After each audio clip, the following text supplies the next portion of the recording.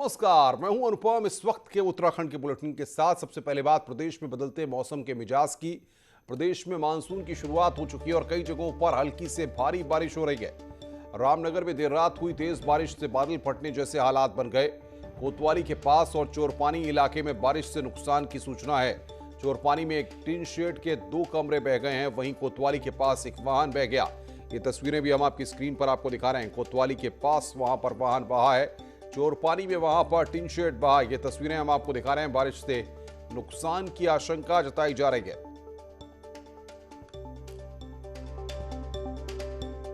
उत्तराखंड में एक बार फिर मौसम का मिजाज बदल गया है। देहरादून में बीती रात से रुक रुक कर तेज बारिश हो रही है। मौसम विभाग ने 7 जिलों के लिए ऑरेंज अलर्ट घोषित किया है। देहरादून, हरिद्वार, टिहरी, पौड़ी, नैनीताल और उधम सिंह नगर के लिए ऑरेंज अलर्ट घोषित किया गया है। मौसम विज्ञान केंद्र ने आज भी कई जिलों में तेज बारिश की चेतावनी जारी की है। बीती रात से देहरादून समेत कई जिलों में रुक रुक कर बारिश हो रही है। अल्मोड़ा में भी देर रात से रुक रुक कर बारिश हो रही है। बागेश्वर में कपकोट के बास्ती में बादल फटने से भारी नुकसान हुआ है। हालांकि इस घटना से किसी की जान नहीं गई है, लेकिन भारी बारिश से कई पैदल रास्ते बह गए और इलाके में बाढ़ जैसी स्थिति बन गई है।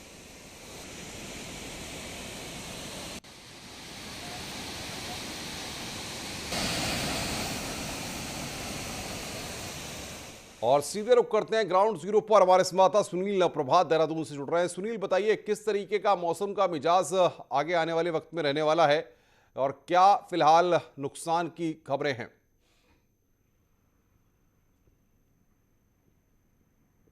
देखिए अनुपम, राज्य भर में बारिश का दौर जारी है। रात भर से हैवी रेनफ्लो हुआ है और मौसम विभाग ने आज भी और कल भी हैवी से हैवी रेन का अलर्ट जारी किया है।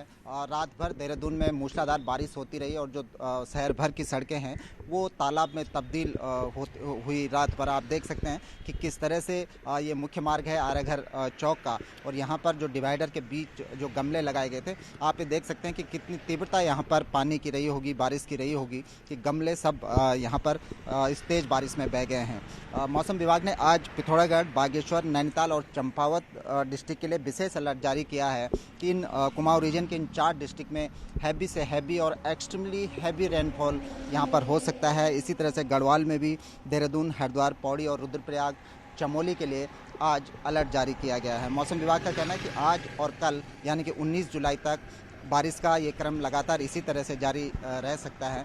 इसीलिए जो डिस्ट्रिक्ट अलर्ट पर रखे गए हैं वहाँ पर लोगों से खासकर सावधानी बरतने को कहा गया है। जी हाँ सुनील, बहुत बहुत शुक्रिया आपका। आप नजर बना के रखिए, आगे भी हम आपसे अपडेट लेते रहेंगे। आगे बढ़ते हैं। राज्य में भू कानून को लेकर प्रदेश भर में एक मुहिम चली है। सोशल मीडिया में भी हिमाचल प्रदेश की तर्ज पर पर्वतीय राज्य उत्तराखंड में भी लोग भू कानून चाह रहे हैं, जिससे प्रदेश की जमीनें भूमाफियाओं से बचाई जा सके।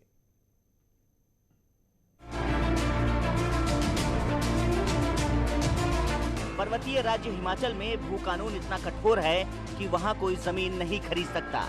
युवा उत्तराखंड में भी इस तरह का कानून बनाने की मांग कर रहे हैं। कैबिनेट मंत्री बिशन सिंह चुफाल ने अगली कैबिनेट मीटिंग में इसे लाकर राज्य में लागू करने का वादा भी युवाओं से कर दिया है। ये जरूरी है भू कानून होना। इसके लिए बाहर से जो लोग आ रहे हैं, इसमें खंडूरी जी के समय भी इसमें भी हुआ, उसके बाद 2017 में भी होना। इसमें संशोधन की जरूरत है। इसमें जल्दी से जल्दी कैबिनेट बैठेगी, कैबिनेट पर इस पर विचार किया जाएगा। कांग्रेस भी इसे अगले चुनाव में मुख्य मुद्दा बनाने की तैयारी में जुटी है। घोषणा पत्र में भी कांग्रेस इस मुद्दे को शामिल करेगी और सरकार आने पर राज्य में भू कानून लागू करने का वादा करेगी। कांग्रेस ऐसा वादा तब करेगी जबकि राज्य में 2 बार कांग्रेस सत्ता में रह चुकी है। उनके मन में एक ऐसा विचार आया, जिस विचार से मैं समझता हूँ उनके इस कार्यक्रम से निश्चित रूप से हमारी जो जमीन है वो बचेगी और जो भी सरकार सत्ता में आएगी वो सरकार निश्चित रूप से भू कानून को लाएगी और जमीन को बचाने का। भाजपा के अल्मोड़ा सांसद अजय टम्टा राज्य में सर्वदलीय बैठक बुलाकर राज्य के भले के लिए बात करने की बात कह रहे हैं। यहाँ पर के लोग जो भूमिवान लोग हैं वो भूमि विहीन ना हो। सबसे बड़ी मुसीबत है इस प्रदेश के अंदर कि छोटी छोटी ज़मीनों के मालिक हैं लोग और उसमें भी बंटवारे हो गए हैं। उन बंटवारों के कारण खेत भी अलग अलग पड़ गए हैं ज़मीनों के बंटवारे के कारण से। राज्य बनने के बाद सरकारों ने भू कानून बनाने की कोई कवायद नहीं की, जिसके चलते स्थानीय लोग भूमिहीन हो गए, जबकि राज्य में भूमाफियाओं का मकड़जाल बढ़ता चला गया। यदि सरकारें जल्द ही नहीं चेती तो सूबे के बड़े तबके को भूमिहीन होने में देर नहीं लगेगी। अल्मोड़ा से न्यूज़ 18 के लिए किशन जोशी की रिपोर्ट। उत्तराखंड एसटीएफ ने बरेली में बड़ी कार्रवाई की है। ड्रग तस्कर रिजवान की 1 करोड़ से ज्यादा की चल अचल संपत्ति जब्त की गई है, जो 1 साल में अवैध रूप से कमाई गई थी। उसके 6 से ज्यादा बैंक अकाउंट को सीज किया गया है। ड्रग रैकेट के मामले में अब तक 6 आरोपियों की गिरफ्तारी हो चुकी है।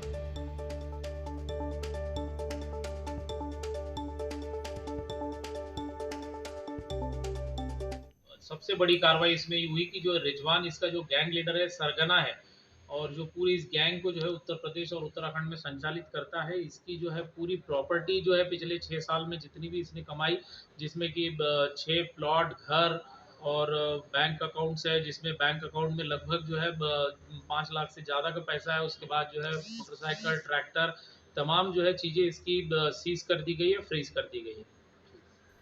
उत्तराखंड रोडवेज कर्मचारियों के लिए बड़ी खबर है। सीएम पुष्कर धामी ने कर्मचारियों के लिए 34 करोड़ रुपए जारी किए हैं। कर्मचारियों को 5 महीने से सैलरी नहीं मिली है, जिस पर 14 जुलाई को बैठक हुई थी और फैसला सीएम पर छोड़ा गया था। सीएम धामी ने कहा कि सरकार हर समस्या दूर करने के लिए तैयार है।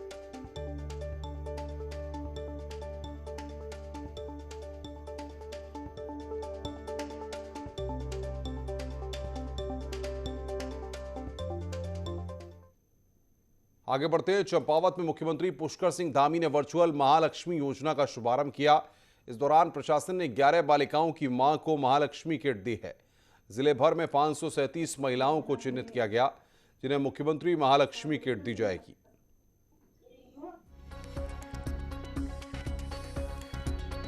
योजना एक चलाई गई है। इसमें जितनी भी ऐसी महिलाएं होती हैं जिनकी बेटी पैदा हो रही है, उनको एक किट प्रदान की जाती है, जिससे उनके लालन पालन में सहयोग प्रदान किया जा सकता है। इसमें 2 बेटियों तक जो है किट प्रदान किए जाने की योजना है। तो आज हमारे जनपद में लगभग 11 लाभार्थियों को बुलाया गया था और उनको मुख्यमंत्री जी के प्रोग्राम के माध्यम से उनको किट प्रदान कर दी गई हैं। सीएम पुष्कर धामी ने कहा है कि देहरादून से दिल्ली का सफर मात्र 2 घंटे का हो जाएगा। इसके लिए आशारोड़ी से दिल्ली हाईवे पर जल्द काम शुरू होगा, जिससे दूरी काफी कम हो जाएगी। रोड के लिए 12,000 करोड़ रुपए की मंजूरी मिल चुकी है। आने वाले समय में आपको मैं बताऊं कि देहरादून से दिल्ली जाने का सफर 2 से 2.5 घंटे में पूरा होगा। 2 से 2.5 घंटे में। इसके लिए जो है 12,000 करोड़ रुपए की धनराशि स्वीकृत हो गई है। 12,000 करोड़ रुपए की नदी के जो नदी है हमारी, जो नहर के जो रोड के किनारे किनारे है, उसके किनारे किनारे वहां पर जो पिलर बनाए जाएंगे और पिलर्स के ऊपर वो रोड जाएगी। सीएम पुष्कर धामी के मुख्यमंत्री बनने के बाद क्षेत्र में रुके हुए काम में तेजी आने लगी है। कटीमा के तिगरी गांव में सीएम की पत्नी गीता पुष्कर धामी सड़क निर्माण का शुभारंभ किया। तिगरी गांव में सड़क निर्माण में 5 से ज्यादा गांव के लोगों की राहत मिलेगी। साथ ही दूसरी लंबी सड़कों में भी जल्द काम शुरू होने की बात कर रही है।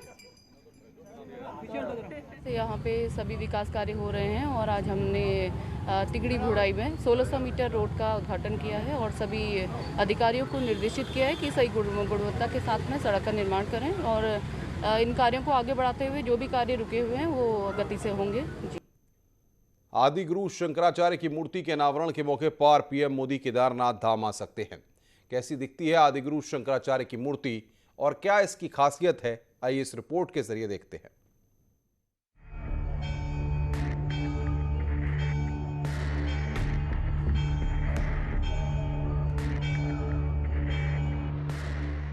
कृष्णशिला पत्थर से बनी शंकराचार्य की 12 फीट ऊंची प्रतिमा को मैसूर में तैयार किया गया है। इस मूर्ति को फिलहाल चमोली के गौचर में लाया गया है और चिनूक हेलीकॉप्टर की मदद से इसे केदारनाथ धाम लाया जाएगा। अक्टूबर में इस मूर्ति के अनावरण के मौके पर पीएम मोदी के भी आने की संभावना है। दरअसल साल 2013 की आपदा में शंकराचार्य की समाधि को नुकसान पहुंचा था, जिसके बाद प्रधानमंत्री मोदी जब केदारनाथ धाम आए थे तो उन्होंने कहा था कि यहां पर आदि गुरु शंकराचार्य की नई समाधि बनाई जाएगी। केदारनाथ में जो शंकराचार्य जी की मूर्ति बननी है, एक विशेष प्रकार के पत्थर से बनाई जा रही है। यह शिला आपको साउथ में प्राप्त होती है। वहाँ से उसको बना के उसको, चूँकि काफ़ी भारी है और ये मोनोलिथिक स्ट्रक्चर नहीं है, अतः अलग अलग पार्ट में बनेगी। वो पार्ट में बनाते हुए उसको ट्रांसपोर्टेशन कराते हुए अभी उसको गौचर में लाया गया है। मूर्ति में क्या खास है? मैसूर में योगीराज शिल्पी ने बनाई है मूर्ति। कच्चे माल के तौर पर 120 टन पत्थर लगा। प्रतिमा का वजन लगभग 35 टन। चमक लाने के लिए नारियल के पानी से होगी पॉलिश। मूर्ति पर धूप, पानी, आग से नहीं पड़ेगा फर्क। इस अद्भुत मूर्ति की एक प्रतिमूर्ति प्रधानमंत्री नरेंद्र मोदी को भी दी गई है। मौसम साफ होते ही इस मूर्ति को केदारनाथ पहुंचाया जाएगा। हमने एयरफोर्स से अनुरोध किया हुआ है कि हम लोगों को चिनूक या फिर दूसरा कोई हेलीकॉप्टर उपलब्ध करा दे, ताकि हम लोग उसको समय से वहाँ पर लेके उसको स्थापित किया जा सके। आजकल वेदर काफ़ी ख़राब चल रहा है, तो एयरफोर्स के अधिकारीगण उसकी रेकी करेंगे और जब उनको सही समय लगता है इसका ट्रांसपोर्टेशन केदारधाम में किया जाएगा। केदारनाथ में अक्टूबर तक शंकराचार्य की समाधि के निर्माण काम पूरा होने की उम्मीद है और इसके बाद ही केदारधाम आने वाले श्रद्धालु इस मूर्ति के भी दर्शन कर पाएंगे। न्यूज़ 18 के लिए देहरादून से भारती सकलानी की रिपोर्ट। पहाड़ की कुलदेवी नंदा देवी की डोली विदाई की तैयारी शुरू हो गई है, लेकिन इस बार इस पर कोरोना का भी साया है। लेकिन आयोजनकर्ता इसकी तैयारी में जुटे हुए हैं। पहाड़ की कुलदेवी नंदा देवी की विदाई की तैयारी शुरू हो गई है। इस बार नंदा सुनंदा महोत्सव 11 सितंबर से 17 सितंबर तक चलेगा। करीब 6 दिन के महोत्सव के बाद नंदा देवी की डोली को कैलाश विदा कर दिया जाएगा। 118 साल से चली आ रही इस परंपरा पर इस बार कोरोना का साया है, लेकिन राम सेवक सभा श्रद्धालुओं को दर्शन कराने की योजना बना रहा है। चाहे डोला विसर्जन हम पूरे नगर में ना कराए, लेकिन जो हमारा वो है क्या कहते हैं, मंदिर में लोगों को दर्शन कराएंगे, ऐसा हमारा हम जिला प्रशासन से अनुरोध करेंगे, सरकार से अनुरोध करेंगे। तो हम जो है निश्चित रूप से मेरा विश्वास है कि पब्लिक को दर्शन करने की अनुमति प्रदान होगी। नंदा देवी को पहाड़ की कुलदेवी के रूप में भी पूजा जाता है। मान्यता के मुताबिक चंद राजा की 2 पुत्रियां नंदा और सुनंदा थीं। दोनों बहनें जब मंदिर जा रही थीं, तभी एक राक्षस ने भैंसे का रूप धारण कर उनका पीछा किया। डर के चलते दोनों बहनें केले के वृक्ष के पीछे छुप गईं। तभी एक बकरे ने केले के पत्ते को खा लिया, लेकिन भैंसे ने उसे देख लिया और दोनों बहनों को मार दिया। तभी से चंद राजाओं ने उनकी स्थापना कर पूजा अर्चना शुरू की। जैसे बेटी विदा होती है, हम बेटी की शादी करते हैं, विदा होती है, उस वक्त जो भावुकता उस वक्त होती है, उससे भी ज़्यादा मुझे लगता है कि इसमें नंदा देवी को विदा करते वक्त लगती होती है। भावुकता से जुड़ी हुई इस परंपरा से लोगों की भावनाएं भी जुड़ी हुई हैं।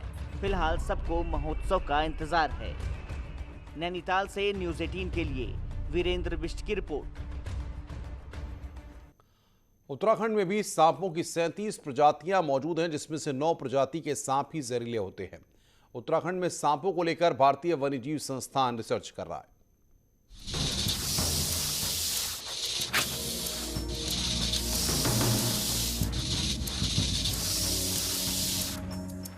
अगर सामने नजर आ जाए तो देखने वाले की सांस अटक जाती है, लेकिन हर सांप जहरीला नहीं होता। उत्तराखंड में भी 37 प्रजाति के सांप पाए जाते हैं। इनमें से 9 प्रजाति के सांप ही जहरीले हैं। उत्तराखंड में पिछले 7 सालों में सांपों के काटने से 125 लोगों की मौत हुई है।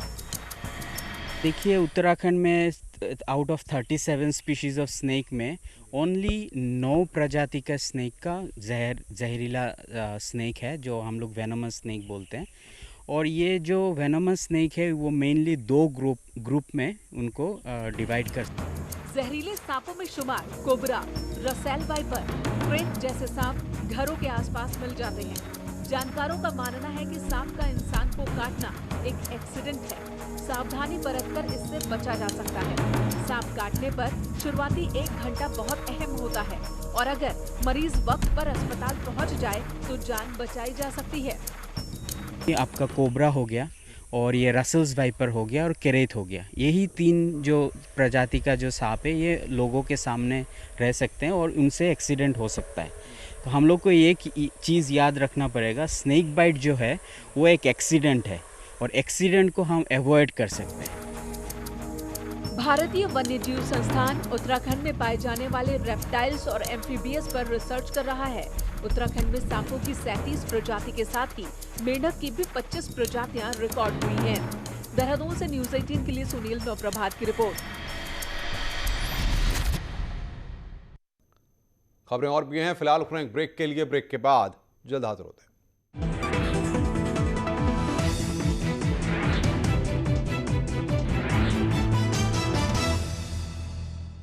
न्यूज 18 उत्तर प्रदेश उत्तराखंड पर घरों से शहरों तक की हर पल की हर खबर न्यूज 18 के रिपोर्टर पहुंचाते हैं आप तक, ताकि कोरोना के साथ उसके वैक्सीनेशन की भी मिले आपको फास्ट अपडेट। देखिए यूपी एक्सप्रेस 100 सिर्फ न्यूज 18 उत्तर प्रदेश उत्तराखंड पर।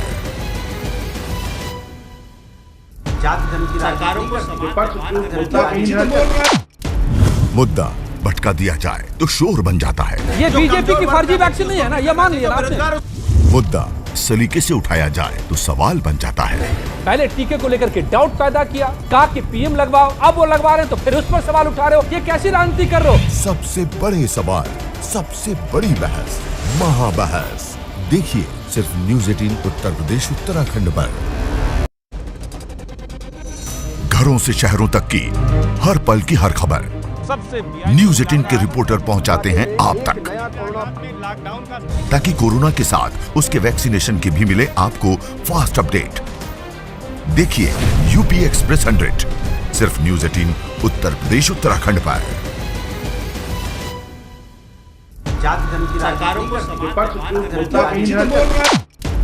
मुद्दा भटका दिया जाए तो शोर बन जाता है। ये बीजेपी की फर्जी वैक्सीन नहीं है ना, ये मान लिया आपने। मुद्दा सलीके से उठाया जाए तो सवाल बन जाता है।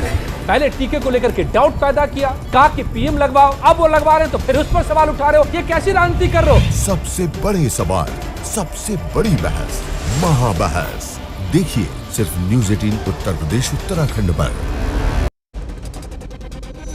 घरों से शहरों तक की हर पल की हर खबर न्यूज 18 के रिपोर्टर पहुंचाते हैं आप तक, ताकि कोरोना के साथ उसके वैक्सीनेशन की भी मिले आपको फास्ट अपडेट। देखिए यूपी एक्सप्रेस 100 सिर्फ न्यूज 18 उत्तर प्रदेश उत्तराखंड पर।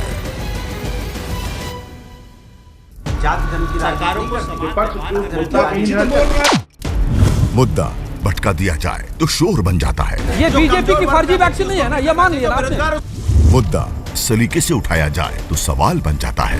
पहले टीके को लेकर के डाउट पैदा किया, कहा कि पीएम लगवाओ, अब वो लगवा रहे हैं तो फिर उस पर सवाल उठा रहे हो, ये कैसी राजनीति कर रहे हो? सबसे बड़े सवाल, सबसे बड़ी बहस, महाबहस देखिए सिर्फ न्यूज 18 उत्तर प्रदेश उत्तराखंड पर।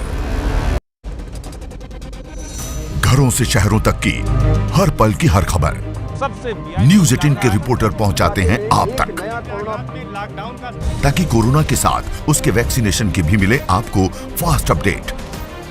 देखिए यूपी एक्सप्रेस 100 सिर्फ न्यूज 18 उत्तर प्रदेश उत्तराखंड पर।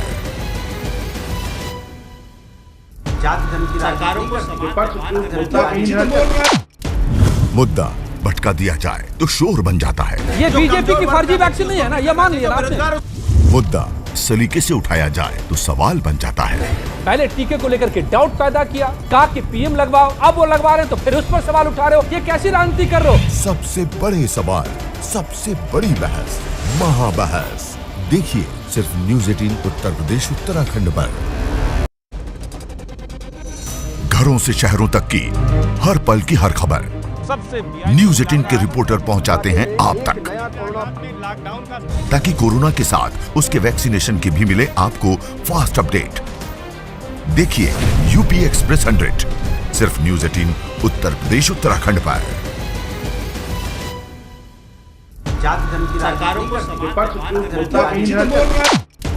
मुद्दा भटका दिया जाए तो शोर बन जाता है। ये बीजेपी की फर्जी वैक्सीन नहीं है ना, ये मान लिया आपने। मुद्दा सलीके से उठाया जाए तो सवाल बन जाता है।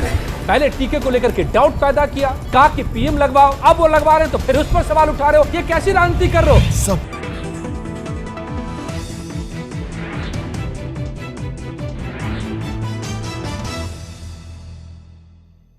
स्वागत है। ब्रेक के बाद रुद्रप्रयाग में बंगोली गांव में सड़क न होने के चलते एक मरीज को डंडी पर बिठाकर अस्पताल पहुंचाया गया, जिससे स्थानीय लोग आक्रोशित हो गए और विधायक के खिलाफ नारेबाजी की। आपको बता दें कि विधायक भरत चौधरी ने बुमरागढ़ पौड़ी खाल सड़क का शिलान्यास किया था, लेकिन अब तक काम शुरू नहीं हो सका है।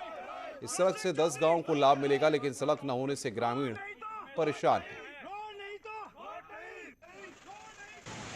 आके थकी हमारी रोड को देखते देखते 6 महीने से अब इधर ना विधायक सुनता है, ना शासन, ना प्रशासन, कोई भी नहीं सुन रहा है। यहाँ पे कितनी बार आ गए हम, कहा कितनी बार शासन के पास चले गए, कितनी बार विधायक के पास चले गए हम, कितनी बार पीडब्ल्यू के पास चले गए हम। पीडब्ल्यू करते हैं कि वो विधायक साहब करेंगे, विधायक साहब जो करना नहीं रहा है उस समय से। गाँव में कोई बीमार हो जाता है उसे उसी तरह या तो चारपाई में बिठाकर अस्पताल लिया जाता है या तो फिर डंडी में बिठाकर अस्पताल पहुँचाया जाता है। इसके बावजूद आज तक इस गाँव में सड़क नहीं पहुँच पाई है।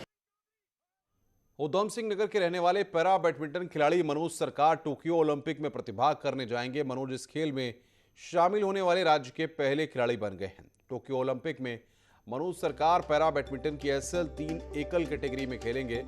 अर्जुन अवार्ड से सम्मानित मनोज सरकार ने बताया कि शुक्रवार देर शाम उन्हें बैडमिंटन वर्ल्ड फेडरेशन की ओर से टोक्यो ओलंपिक क्वालिफाई करने का पत्र मिला है और जल्द ही वो टोक्यो के लिए रवाना होंगे।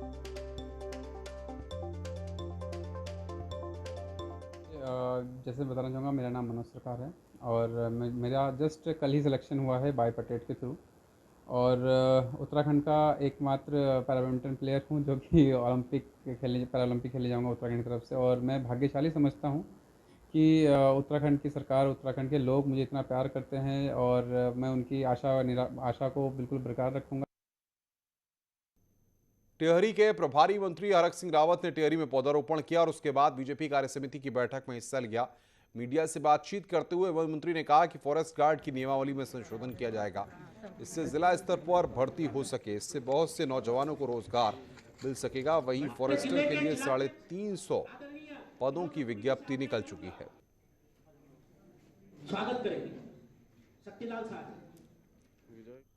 खबरों का सिलसिला